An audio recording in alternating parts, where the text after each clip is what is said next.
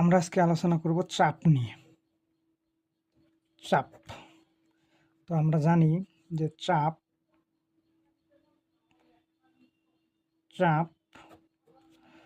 কোনো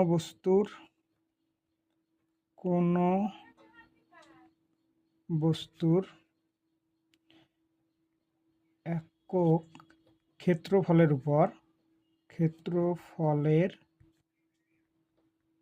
উপর লম্বভাবে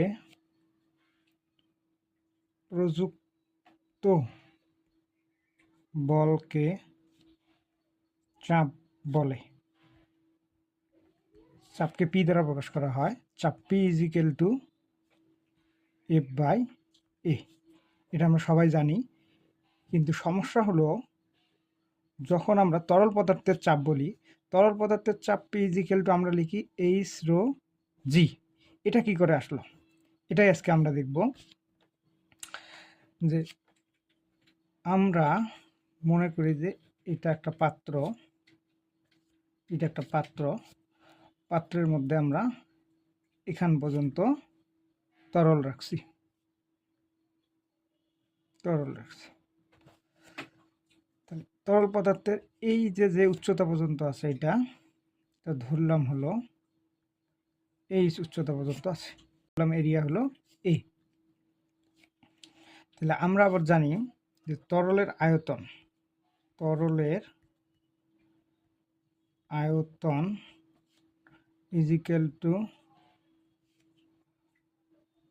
দৈর্ঘ্য গুণন প্রস্থ গুণন হলো উচ্চতা।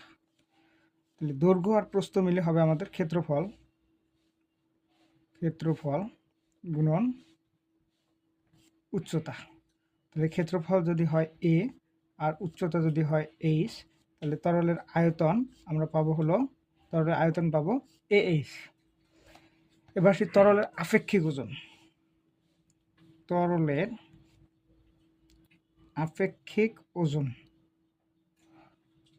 আপেক্ষিক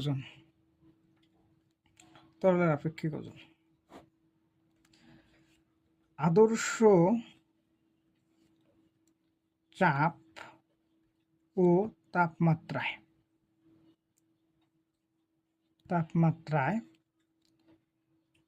একক আয়তনের